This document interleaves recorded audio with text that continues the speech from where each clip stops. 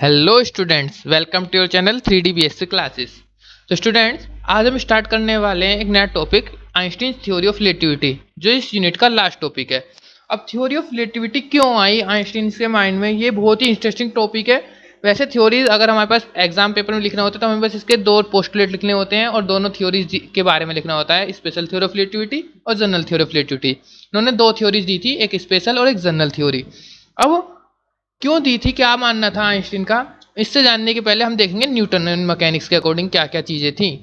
तो Newtonian mechanics या Galilean जिसे हम बोलते हैं Newtonian Galilean mechanics, Newtonian mechanics, उसमें क्या माना गया।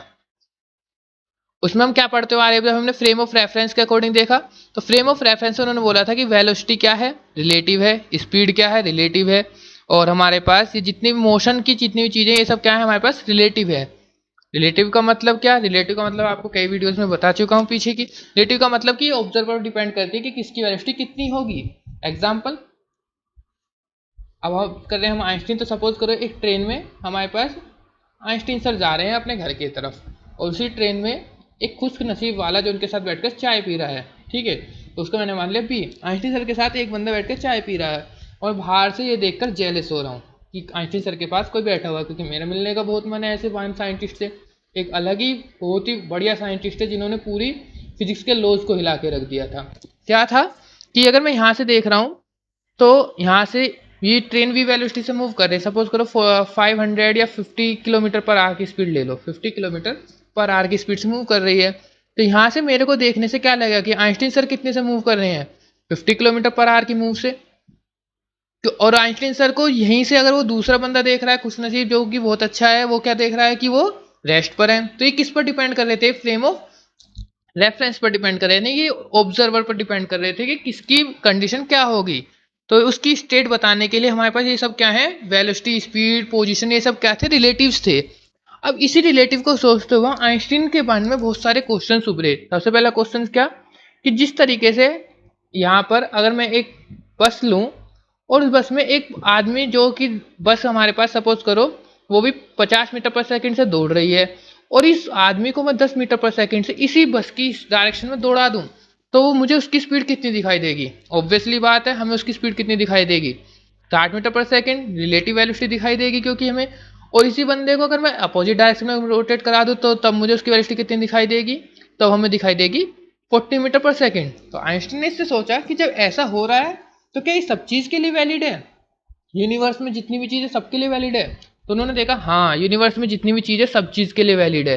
बट बट किसके लिए वैलिड नहीं हो रहा था, ये लाइट के लिए ये कॉन्सेप्ट रॉन्ग साबित हो रहा था, क्योंकि लाइट ऐसा बिहेव नहीं कर रही थी।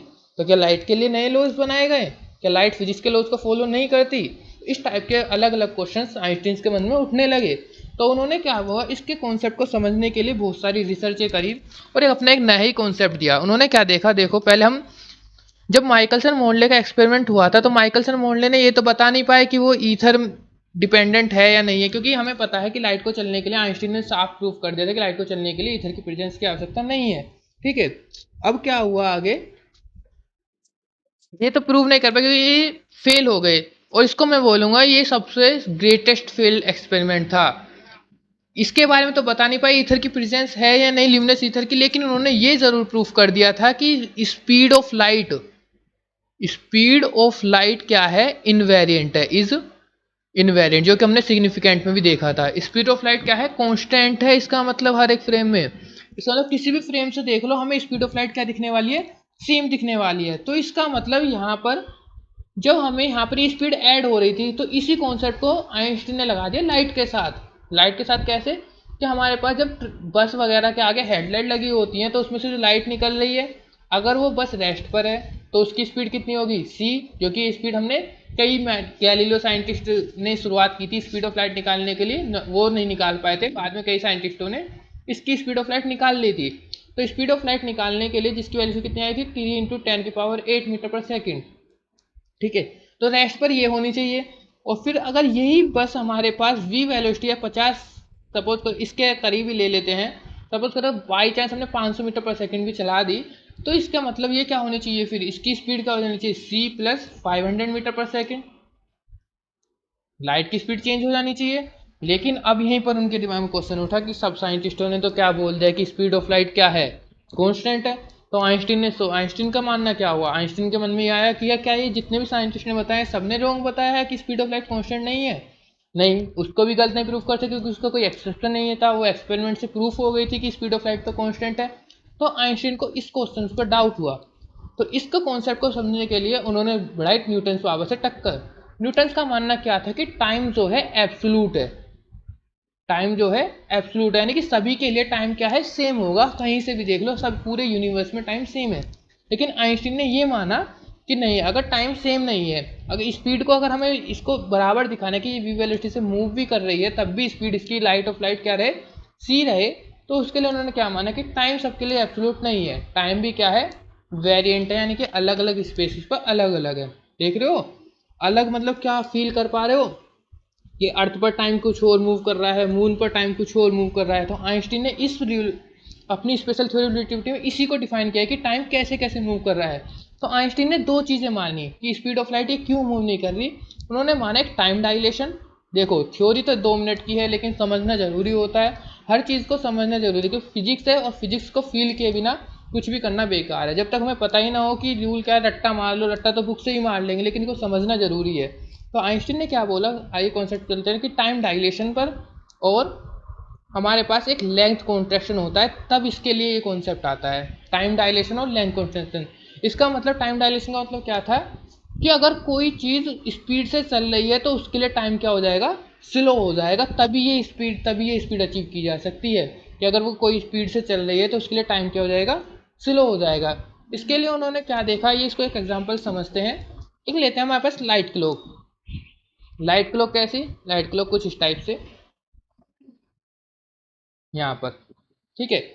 लाइट क्लॉक का मतलब होता है कि जहाँ से लाइट, आपने देखा होगा गूगल पे सर्च कर लें, लाइट क्लॉक में लाइट की स्पीड को हम मेजर करते हैं, लाइट की स्पीड नहीं, लाइट के अकॉर्डिंग टाइम देखते हैं। तो जब भी टाइम सपोज करें डिस्टेंस एल था, ठीक है, और हमारे पास हमें टाइम मेजर कर रहे हैं, ऑब्जर्वर खड़ा हुआ है इसके अंदर ही, लाइट क्लॉक के अंदर ही, और ये लाइट क्लॉक अभी हम रेस्ट पर है, ठीक है। तो हमने यहाँ से लाइट छोड़ी कितनी स्पीड से गई, सी स्पीड से। टाइम हम यहाँ से देख रहे हैं, सपोज करो टाइम आ गया 1 सेकंड, तो यानी कि 1 सेकंड में इसने कितना डिस्टेंस कवर कर लिया होगा, 1 सेकंड में कितना डिस्टेंस कवर करा, एल, और एल की वैल्यू क्या आएगी यहाँ पर, अगर मैं टाइम को ये टी को टी नोट लूँ तो L is equal to C T nought. ये कब था, जब ये रेस्ट पर है। अगर मैं इसे मूव करा दूँ तो हमें क्या दिखेगा, हमें ये दिखेगा, देखो इसको हम एक अच्छे से डायग्राम से समझते हैं। तो यहाँ पर देखो हमारे पास अभी हम एक स्पेसशिप में है, स्पेसशिप जो भी यूनिवर्स में है, अब हम अर्थ से बाहर आ गए क्योंकि हमने देखना था कि क्या सब यूनिवर्स में ऐसी काम कर रहा है। आइंस्टीन का मानना था कि लाइट के लिए नहीं काम कर रहा है, तो कैसे समझे इसको। देखो स्पेसशिप में अभी स्पेसशिप किस पर है, रेस्ट पर है। अब रेस्ट पर है तो देखते हैं लाइट के लोग को चालू करके क्या होगा। हमने यहाँ से लाइट के लोग कर दी स्टार्ट। अब देखो लाइट जा रही है जा रही है जा रही है, ऊपर जा रही है। हमें यहाँ से टाइम लगेगा कितना, देखते हैं टाइम, ये टाइम लगा हमें 1 सेकंड, ठीक है। अब टाइम लगा 1 सेकंड कब, जब स्पेसशिप किस पे थी, रेस्ट पे थी। अब स्पेसशिप की थोड़ी सी स्पीड दे देते हैं, स्पेसशिप को हमने थोड़ी सी स्पीड दे दी, सपोज करो v स्पीड दे दी, धीरे धीरे हम स्पीड बढ़ाते जा रहे हैं। तो स्पेसशिप भी आगे की तरफ मूव कर रही है और लाइट भी थोड़ी सी आगे की तरफ मूव करी, और इसकी डायरेक्शन कुछ ऐसे होगी ऑब्जर्वर के लिए। टाइम अभी भी फिक्स था 1 सेकंड, लेकिन टाइम में डायलेशन कहाँ आया, ये स्पेसशिप में हम अंदर से देख रहे हैं, बाहर से देखने पे तो हमें ये वाला टाइम दिखेगा ना, टी वाला, हमें तो टाइम टी दिखेगा बाहर से देखने में क्योंकि हम तो बाहर से ऑब्जर्वर देख रहे हैं। अंदर के लिए तो ये सही था कि सी टी नोट हमने अंदर वो चलेगी, वो हमें 1 सेकंड दिखाएगा क्योंकि हमें टाइम तो ये वाला ही दिखाएगा। तो हमें ये वाला टाइम देखना है कि टाइम इस टाइम पर कैसे डिपेंड करा। तो इस टाइम के लिए उन्होंने इक्वेशन भी दी जिसको नाम दिया गया टाइम डायलेशन। अभी हम लेंथ कॉन्टेक्स्ट में देखेंगे तो टाइम डायलेशन यही था कि यहाँ पे ये टाइम में कितना चेंज आया, क्या स्पीड बढ़ाने से, अभी इसकी स्पीड थी बहुत मायने थी। अब सपोज करो मैं इसकी स्पीड कर देता हूँ लगभग लगभग, अब जो हमने स्पीड कर दी वो कर दिया हमने स्पीड ऑफ लाइट के बराबर, जो कि पॉसिबल नहीं है फिर भी हम इसमें करके देख सकते हैं। अब देखो ये हमने कर दी स्पीड ऑफ लाइट के बराबर, तो बाहर से टाइम देखते हैं। ये हमारे पास आउटसाइड टाइम चल रहा है, वो वाला इंटरनल टाइम है, ठीक है ना। तो बाहर वाला टाइम देखना और इंटरनल टाइम देखना।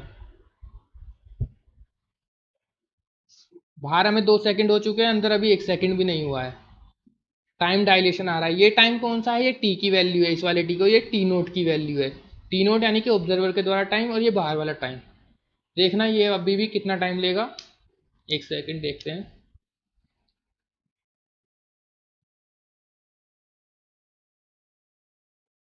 ए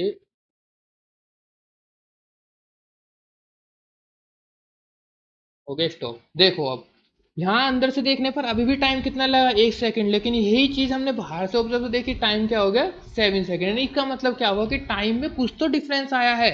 अब स्पीड को कांस्टेंट रखने के लिए टाइम को तो चेंज होना ही पड़ेगा। तो उन्होंने, आइंस्टीन ने यही बताया कि टाइम एब्सोल्यूट नहीं है। न्यूटन के इस कॉन्सेप्ट को रॉन्ग साबित कर दिया कि टाइम एब्सोल्यूट है। टाइम एब्सोल्यूट नहीं है, टाइम भी क्या है, रिलेटिव है।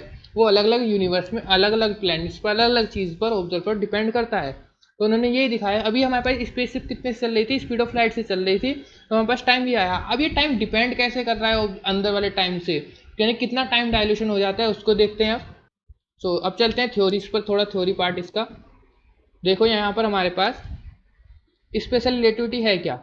Special relativity is a physics theory that deals with objects moving very fast such as the speed of light, यानी कि कुछ ऐसी स्पीड के बारे में बात करते हैं जो स्पीड ऑफ लाइट की से मूव कर रहे हों। एज वेलोसिटी इंक्रीजेज, जैसे जैसे वेलोसिटी बढ़ाई जाती है। क्लासिक मैकेनिक्स तो इस चीज़ को एक्सप्लेन नहीं कर पाया था, जैसे कि हमने देखा अभी। जैसे जैसे वेलोसिटी बढ़ती जा रही है, तो उस चीज़ को किसने एक्सप्लेन किया, स्पेशल रिलेटिविटी, जिसको किसने दी थी, आइंस्टीन सर ने दी थी। ठीक है, तो उसकी कंडीशन क्या थी, अब देखते हैं दोनों के अकॉर्डिंग। पहले देखते हैं, in an inertial system the laws of physics apply equality. किसी भी इनर्शियल सिस्टम में सबकी ऑब्जेक्ट पर फिजिक्स लॉज क्या होते हैं, इक्वली अप्लाई होते हैं। जैसे an inertial system refers to a space with no change in speed. क्या है इसका मतलब, an inertial system refers to a space with no change in speed such as, कोई भी स्पीड में चेंज नहीं है अगर ऐसा स्पेस में है तो। Such as a train running at a constant speed, अगर एक ट्रेन मूव कर रही है कॉन्स्टेंट स्पीड से, तो उसमें क्या होगा, वो एक इनर्शियल फ्रेम होगी। तो the laws of physics that applied outside the train, जितने भी आउटसाइड द ट्रेन अप्लाई होंगे वो सब क्या होंगे, उसमें अप्लाइड हो जाएंगे, क्योंकि वो एक इनर्शियल फ्रेम है। अब लेकिन ये सब चीज के लिए था, किसी भी ऑब्जेक्ट के लिए, लेकिन लाइट के केस में ऐसा नहीं था। The speed of light is the same no matter which inertial system you observe, यानी कि यहाँ पर तो हमारे पास ट्रेन की स्पीड अलग अलग ऑब्जर्व के लिए अलग अलग हो रही थी, लेकिन यहाँ पर स्पीड ऑफ लाइट क्या थी, सभी के लिए सेम थी। तो imagine that some light is emitted from a very fast moving spaceship, क्योंकि अभी हमने देखा कि स्पेसशिप से निकल रही है बहुत स्पीड से। तो if the speed of light observe from the spacecraft is C and the speed of spaceship is U, जैसे कि वही बस वाली, बस में अगर तुम 10 मीटर पर सेकंड से दौड़े और बस 50 मीटर पर सेकंड से जा रही है, तो स्पीड कितनी हो गई थी, 60 मीटर पर सेकंड। ऐसे ही यहाँ पर इसकी स्पीड कितनी हो जानी चाहिए, सी प्लस यू हो जानी चाहिए। ठीक है, but the speed of light क्या थी, वो अभी भी सी ही थी। Even this light is observe in another inertial system it will still C, किसी भी इनर्शियल सिस्टम से देख लो वो हमेशा सी ही रहेगी। अभी हम बस स्पेशल थ्योरी ऑफ रिलेटिविटी की बात कर रहे हैं। अब स्पेशल रिलेटिविटी में क्या होता है, उन्होंने क्या बोला कि एक टाइम डायलेशन होता है और एक लेंथ कॉन्ट्रैक्शन होता है। In an internal inertial system moving at high speed, जो हाई स्पीड से मूव कर रहा है, it is observe to pass slowly, यानी टाइम जो हो जाता है वो स्लो हो जाता है। इसका मतलब अगर स्पीड ज़्यादा होगी किसी के लिए तो उसमें क्या होगा, टाइम स्लो हो जाएगा। जैसे हम यूनिवर्स में बाहर चले कि पूरा यूनिवर्स भी घूम रहा है, तो जहाँ पर जिस प्लेनेट की स्पीड ज़्यादा होगी वहाँ उसमें टाइम क्या हो जाएगा, स्लो हो जाएगा। इसका मतलब समझ रहे हो, सपोज करो तुम यहाँ से अगर मून पर यूनिवर्स में चले आते हो, स्पेस में चले जाते हो, तो वहाँ का एक दिन तुम्हारे धरती के 50 साल गुजर गए होंगे उस टाइम पर। तो इतना स्लो टाइम चल जाता है स्पेस पे। ऐसे ही फिर लेंथ कॉन्ट्रैक्शन अभी आगे देखें, पहले हम टाइम डायलेशन ही देखेंगे।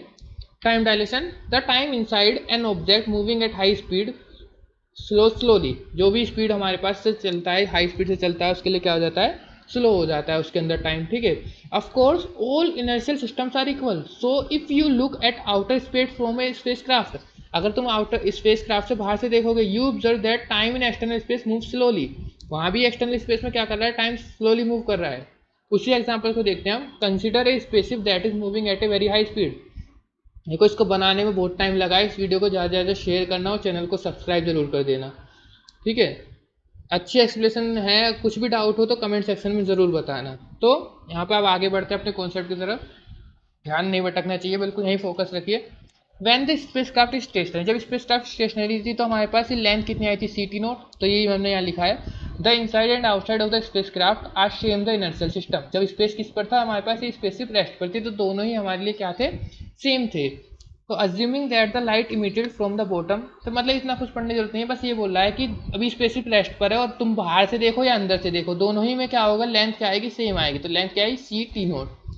अब हमने क्या काम किया, स्पेस शिफ्ट को मूव करा दिया स्पीड v से, तो स्पेस शिफ्ट आगे की तरफ गई, तो अंदर वाले के लिए टाइम तो वही हुआ, क्या टाइम हुआ, T नोट, यानी कि 1 सेकंड ही था।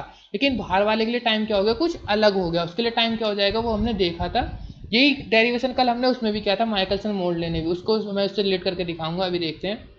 सो यहाँ पर the time distance of the light travels is same as the spacecraft for stationary. अगर स्टेशनरी था तो वो ct नोट चल रहा था, लेकिन बाहर से देखने पर स्पेस क्राफ्ट v स्पीड से मूव कर रहा है।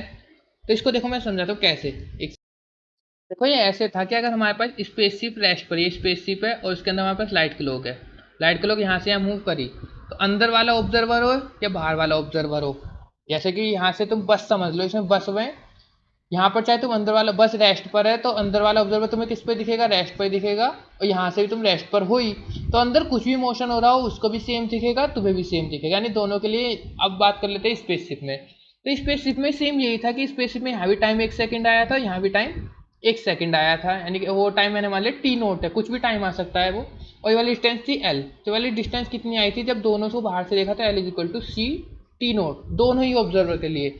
अब क्या काम किया हमने, स्पेसशिप को वी वेलोसिटी से मूव करा दिया, ये यहाँ से वी वेलोसिटी से मूव कर गई, तो इसका पाथ कुछ ऐसे नहीं हो जाएगा कि ये यहाँ से जब लाइट आगे जा रही होगी वो सीधी तो अंदर किसको दिखेगी, अंदर जो ऑब्जर्वर है ये हमारे पास इनसाइड वाला ऑब्जर्वर है, तो उसे तो ये ऊपर जाती हुई दिखेगी, लेकिन बाहर वाले ऑब्जर्वर क्या दिखेगी कि लाइट कुछ आगे की तरफ मूव करके इतना डिस्टेंस कवर कर लिया।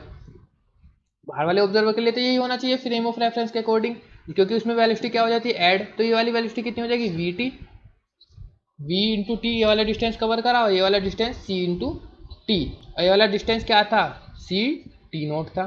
तो इसी को टाइम डायलेशन निकालने के लिए यहाँ पर उन्होंने ये क्या बन गया पाइथागोरस थ्योरम, तो सी टी का square is equal to C T nought का स्क्वायर प्लस वी टी का स्क्वायर। तो यहाँ से हम ये हो जाएगा C square T square minus we square T square is equal to C T nought. तो टी नोट यहाँ से हमारे पास टी कॉमन निकाल लेंगे, टी स्क्वायर, तो यहाँ से हो जाएगा ये C T nought divided by C square minus we square. यहाँ पर हमारे पास एक सेकेंड, हाँ सही है, वी स्क्वायर, तो यहाँ से हमारे पास टी इज इक्वल टू हो जाएगा, यहाँ पे टी नोट स्क्वायर आएगा क्योंकि तो स्क्वायर हुआ है, और यहाँ पे भी सी स्क्वायर, तो इस सी स्क्वायर को इसके नीचे छोड़ देंगे, नीचे ले जाएंगे तो ये हो जाएगा टी नोट का square divide by C square से 1 minus we square by C square. तो टी स्क्वायर क्या आएगा, T is equal to T note under root में 1 minus we square by C square. तो इसका मतलब क्या है कि टाइम क्या आ गया, डाइल्यूशन के बराबर, टाइम डाइल्यूशन की इक्वेशन यही, टाइम डाइल्यूशन की इक्वेशन, अगर टाइम डाइल्यूशन की इक्वेशन पूछे तो हम ये ऐसे लिख देते हैं। अब इसको हम माइकलसन मोडले से भी कर सकते थे, माइकलसन मोडले से ही बताता हूँ कैसे करेंगे। तो टाइम डायलेशन की equation t is equal to T note 1 minus we square by C square. अब इस इक्वेशन से क्या पता चला, अगर सपोज करो तुम्हारी वेलोसिटी जीरो है, यानी कि स्पेसिफिक वेलोसिटी जीरो थी, तो ये जीरो, क्लियर है, तो ये जीरो, तो हमारे पास वी 1 माइनस क्या हो जाएगा जीरो बाई सी जीरो। ये ऐसे देखो, अगर हमारे पास इफ केस लेते हैं, इसमें हम case 1 v is equal to zero, तो हमारे पास t इज इक्वल टू क्या आ जाएगा T note 1 minus we square by C square, तो टी नोट अंडर रूट में 1 minus zero by C square, तो is equal to T naught, यानी कि टाइम किसके बराबर आएगा टी नोट, यानी कि दोनों ऑब्जर्वर के लिए टाइम क्या होगा सेम होगा लाइट का। अब केस 2, अगर हमारे पास कुछ वेलोसिटी होगी, सपोज करो कुछ वेलोसिटी 25 मीटर पर सेकेंड, और स्पीड ऑफ लाइट तो 3 इंटू 10 की पावर 8, फिर उसका भी स्क्वायर, तो 25 डिवाइड बाय ये आएगा लगभग 9 इंटू 10 की पावर 8, 9.10 की पावर 16, इतने से इसको कैलकुलेट करोगे तो लगभग लगभग जीरो जीरो आएगा, है ना, बहुत ही माइन्यूट चेंज आएगा। वो 1 में से उसका जीरो से माइन्यूट करोगे और फिर उसका स्क्वायर रूट करोगे, तो लगभग टाइम जो होता है हमें बहुत ही कम दिखेगा चेंज, लेकिन होता है रियल में टाइम चेंज, लेकिन हमें ऐसे दिखता नहीं है ये। अब इसको तुम देख सकते हो, क्या हमें कभी ऐसे दिखता है, इसलिए हमें चीज़ नहीं दिखती क्योंकि ये इतनी वेलोसिटी से मूव नहीं करता है, टाइम डायलेशन नहीं दिख रहा है। लेकिन अगर उसको हम लगभग लगभग स्पीड ऑफ लाइट तक पहुंचा दें, जितनी मैक्सिमम स्पीड होगी उतना हमें क्या दिखाई देगा, उसमें टाइम डायलेशन दिखाई देगा, यही आइंस्टीन का मानना था। ठीक है, तो आइए देखते हैं अब टाइम डायलेशन समझ में आ गया होगा, टाइम डायलेशन की इक्वेशन क्या थी। इसी को एक बार गैलीलियो ट्रांसफॉर्मेशन से भी गैलीलियो बोल रहा हूँ, माइकलसन मोडले से भी देख लेते हैं। माइकलसन मोडले ने 2 टाइम निकाले थे, एक टाइम तो निकाला था ये वाला टाइम कौन सा था, जब आगे की तरफ मूव कर रहा था, तो वो क्या था 2d upon C divide by under root नहीं था उस वाले में, जब आगे की तरफ मूव कर रहा था 1 minus we square by C square. और दूसरा टाइम टी डैश जो निकाला था वो था T T upon C divide by under root में 1 minus we square by C square. देखना है इसको मैं क्या लिख सकता हूँ, 2d अपॉन सी, यहाँ पर मैं 1 minus we square C square को ऐसे लिख सकता हूँ 1 minus we square by C square into under root में 1 minus we square by C square. तो यही किसके बराबर आ जाएगा, क्या हो गया हमारे पास टी डैश, तो T is equal to T dash 1 minus we square by C square. तो यानी कि दोनों का जो टाइम डिफरेंस था वो हमने यहाँ से भी निकाल लिया था माइकलसन मोल लेने की, टाइम डायलेशन इतना आता है। ठीक है, अब टाइम डायलेशन तो पता चल गया, अब लेंथ कॉन्ट्रैक्शन का भी देखते हैं लेंथ को। तो पहले टाइम डायलेशन की थोड़ी थ्योरी बची। देखो आपको एग्जाम में इतना सब कुछ नहीं लिखना है, बस ये समझने के लिए एग्जाम में तो मैं लास्ट में बस बता दूंगा क्या लिखना है, एग्जाम में ये सब नहीं पूछा जाता, लेकिन पता होना चाहिए कि थ्योरी ऑफ रिलेटिविटी है क्या। ये बहुत ही इंटरेस्टिंग टॉपिक है, आपको समझ में आएगा कि टाइम कैसे कैसे चेंज हो रहा है हमारे यूनिवर्स में। हाँ, लेकिन अभी तक हम जो पढ़ रहे हैं वो स्पेशल थ्योरी ऑफ रिलेटिविटी खाली यूनिफॉर्म मोशन के लिए है। अभी एक्सीलरेटेड मोशन के लिए आइंस्टीन सर ने दूसरी थ्योरीज दी थी, ठीक है ना, उसको हम नेक्स्ट यूनिट में पढ़ने वाले हैं। तो यहाँ तक हमने देख लिया था ये t is equal to T note 1 minus we square by C square. So यहाँ पर हमारे पास यहाँ तक हो गया ये क्लियर।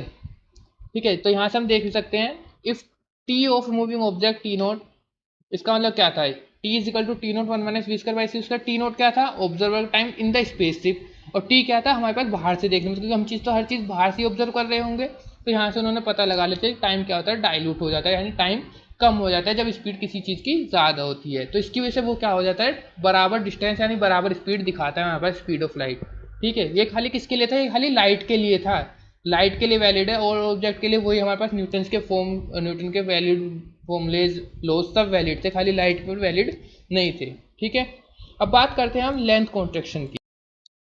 देखो यहाँ पे ये भी लिखा हुआ है कि in everyday life speed is much slower then light, speed जो होती है वो बहुत से, तो हमें इफेक्ट ऑफ टाइम डिले हमारी ऑलमोस्ट क्या होता है, वो जीरो होता है, हमें दिखाई नहीं देता है। जैसे मैंने बताया कि हमें पता ही नहीं चलता कि टाइम डिले भी हुआ है।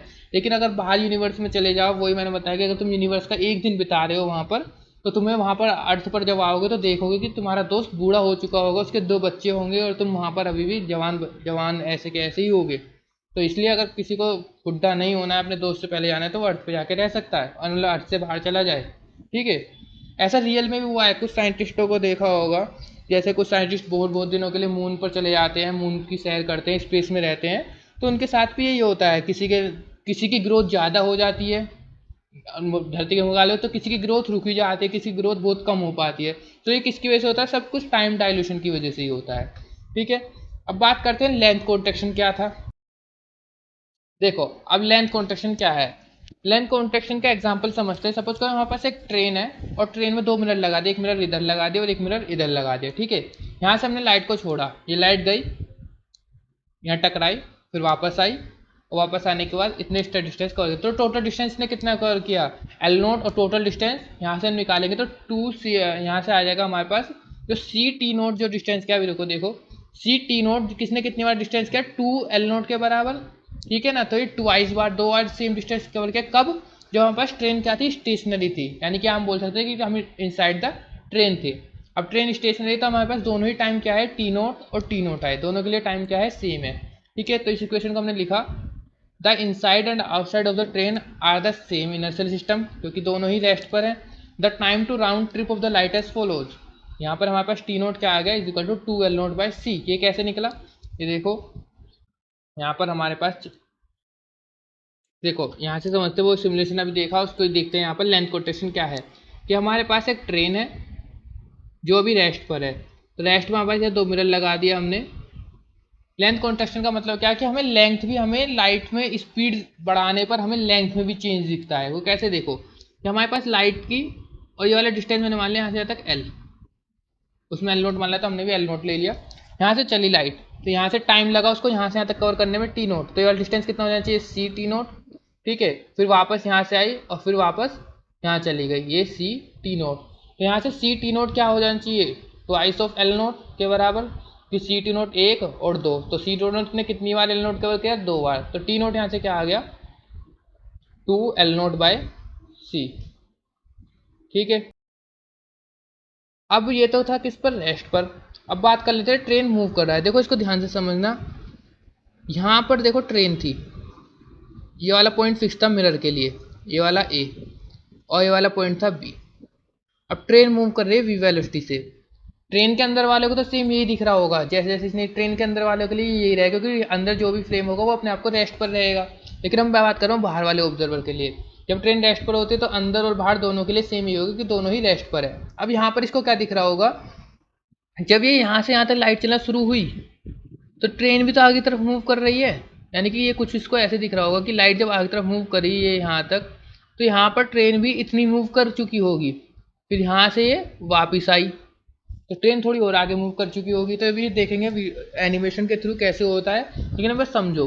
तो इसने क्या हुआ, बाहर को देखने में क्या लगा, इसने बाहर ने सपोज करो वी वेलोसिटी से जा रही है और ये लाइट को यहाँ से यहाँ तक पहुँचने में t1 का टाइम लगता है इस वाली कंडीशन में। तो यहाँ से यहाँ तक इसने कितना कवर किया होगा, L तो ये वाला और प्लस v इंटू T1। तो इसने ऑब्जर्वर के अकॉर्डिंग क्या होना चाहिए, L प्लस वी T1। लेकिन अंदर वाला ऑब्जर्वर ने क्या देखा, सी T1 ही। क्यों देखा उसने ऐसा, क्योंकि उसको तो पता है रेस्ट पर है तो डिस्टेंस तो चेंज होने वाली है नहीं, डिस्टेंस तो दोनों ने कवर किया, बस देखने का नजर ये था। तो उसके अकॉर्डिंग प्लस के अकॉर्डिंग क्या होना चाहिए, सी T1 होना चाहिए। ठीक है, यहाँ तक क्लियर है। तो अब देखते हैं इसको। तो देखो यहाँ पर यहाँ से ट्रेन चलना शुरू हुई, टाइम यहाँ पर देखो टाइम भी डाइल्यूट हो रहा है क्योंकि स्पीड में टाइम क्या हो जाता है, कम हो जाता है। तो यहाँ देखो टाइम कम लग रहा है। इसको तो टाइम तो हमने देख लिया। अब बात करते हैं दोबारा इसकी इस यहाँ पर लेंथ पर। यहाँ चलना देखो, ट्रेन शुरू हुई बाहर वाले ऑब्जर्वर के रेस्पेक्ट में दिखा रहा है, बाहर वाले ऑब्जर्वर के रेस्पेक्ट में। इसने ओवरऑल जब यहाँ से यहाँ तक का टाइम देखा तो L प्लस वी T1 और जब वापस आया वो L माइनस वी T2। तो इन्हीं दो इक्वेशन को सोल्व किया तो यहाँ पर देखो क्या आएगा, L plus we T1 C T1। तो यहाँ से T1 की value L upon C minus V किधर था, जाने का समय। फिर वापस आने के टाइम पर वो स्पीड कितनी, डिस्टेंस कितनी कवर खा लेगा काली, L minus V T2 is equal to किसके बराबर होगा, क्योंकि अंदर वाले के लिए तो सी T2 ही रहेगा। इस कॉन्सेप्ट में थोड़ा कम समझ में आएगा, लेकिन जितना समझ में आ रहा है उतना करो और अच्छे से समझने की कोशिश करो, तभी समझ में आएगा। ज़्यादा डीप जाओ तभी समझ में आएगा, थोड़ा खुद से पढ़ोगे। ठीक है, फिर यहाँ पर ये टाइम कितना हो जाएगा, T2 सी प्लस वी। तो टोटल टाइम T कितना आएगा, T1 प्लस T2 सोल्व करेंगे तो आएगा 2LC upon C square minus we square. तो ये वाला टाइम T ये किसका था, बाहर वाले के बराबर। इस वाली इक्वेशन को हमने पुट किया, हमें पता है T के बराबर कितनी होती है, T नोट बटे 30। तो जब हमने इस वाली इक्वेशन को इस वाली इक्वेशन कंपेयर किया तो L इजिकल टू क्या आ गया, L nought 1 minus we square by C square. क्योंकि कल हमने देखा भी था जो दूसरी साइंटिस्ट ने एक्सप्लेनेशन दी थी कि कॉन्ट्रैक्शन वाले में, तो उनका वो तो तरीका था लेकिन एक्सप्लेनेशन गलत थी। तो इसका मतलब क्या था, लेंथ भी क्या हो जाती है, स्पीड के साथ साथ कॉन्ट्रैक्ट करती है। अब वही रियल लाइफ में हमें क्यों नहीं दिखता है, रियल लाइफ में क्योंकि वेलोसिटी क्या होती है, बहुत ही कम होती है। तो इस वजह से आइंस्टीन ने हमारे पास ये दो चीज़ रखी कि टाइम डायलेशन और स्पीड लेंथ कॉन्ट्रैक्शन की वजह से हमारे पास ऐसा होता है कि लाइट की स्पीड जो है हर एक फ्रेम में सेम होती है। बाकी ऑब्जेक्ट के लिए न्यूटन मैकेनिक्स सही थी, लेकिन इस लाइट के लिए हमारे पास आइंस्टीन ने ये दिया।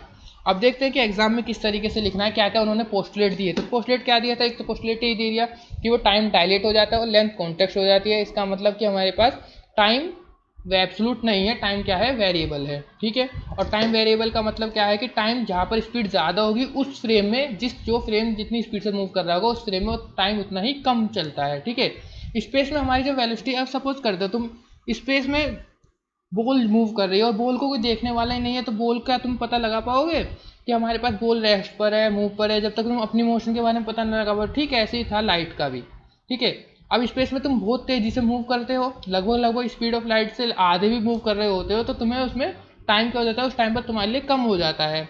इसलिए वहाँ पर क्या होता है, हमारे पास टाइम कम होने की वजह से अर्थ का टाइम ज़्यादा बीत जाता है। तो यहाँ से प्रूफ होता है कि स्पीड ऑफ लाइट पर, स्पीड पर भी डिपेंड करता है टाइम।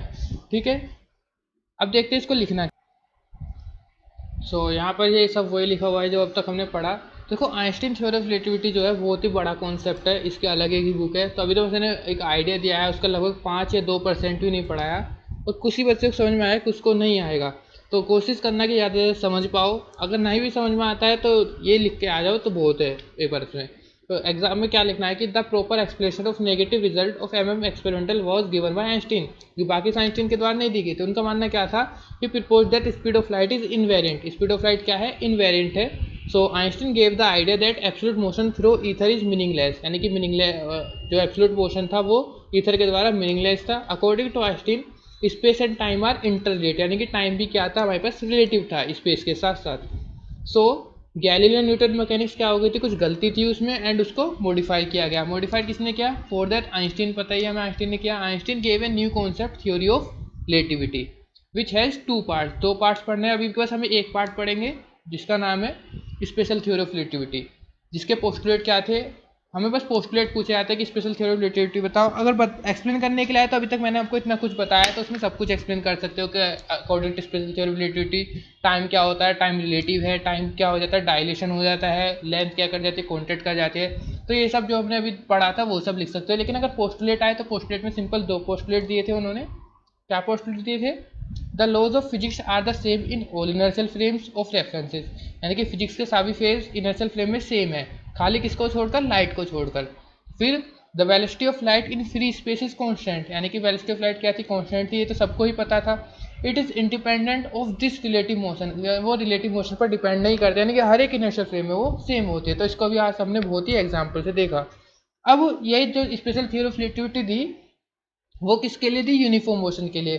बट क्या हमारी डेली लाइफ में सब चीज़ यूनिफॉर्म मोशन से चल रही है? नहीं, हमारी डेली लाइफ में क्या होता है, सब चीज़ एक्सलेटेड मोशन से चल रही है। बस हो, ट्रेन हो, आप खुद भी चल रहे हो, आप बाइक चला रहे हो, तो वो भी सब एक्सलेटेड मोशन से चल रहे हैं। एक्सलेटेड मोशन को डिफाइन करने के लिए आइंस्टीन ने दी थी जनरल थ्योरी ऑफ रिलेटिविटी। तो ये बहुत ही थोड़ा डिफिकल्ट था इसके बारे में समझना। तो ये अभी आपके इतना सिलेबस पे इतना ही था, special theory of relativity. General theory of relativity के यानी कि ये जो जितना भी हम पढ़ेंगे अब नेक्स्ट वीडियो पढ़ेंगे, जिसके बाद हमारे पास मोशन आ जाएगा एक्सलेशन के साथ। ठीक है, तो यहाँ तक आपके जितने भी टॉपिक्स थे इस यूनिट के वो कवर हो चुके हैं। कल अब हम क्या काम करेंगे इसके? कल इंपॉर्टेंट क्वेश्चंस करेंगे प्लस PYQs करेंगे, और जो थोड़े बहुत न्यूमेरिकल्स होंगे वो करेंगे। तो आप यहाँ तक तब तक इतना पढ़ के रखिएगा। आज वाले कॉन्सेप्ट में अगर किसी को डाउट भी हो तो इस वीडियो को 2 बार देखना और एक बार खुद से पढ़ना, तो सब कुछ समझ में आ जाएगा। ठीक है, आई होप आपको वीडियोस पसंद आ रही होंगी, समझ में आ रहा होगा सब कुछ। अगर कुछ भी डाउट होता है तो कमेंट सेक्शन में ज़रूर बताइएगा। वीडियो थोड़ी लेंथी हो जाती है, लेकिन कॉन्सेप्ट बहुत ही डीपली समझाया हुआ है, इसलिए वीडियो थोड़ी लेंथी हो रही है। ठीक है, और चैनल को ज़्यादा से ज़्यादा शेयर और सब्सक्राइब कीजिए। Thank you.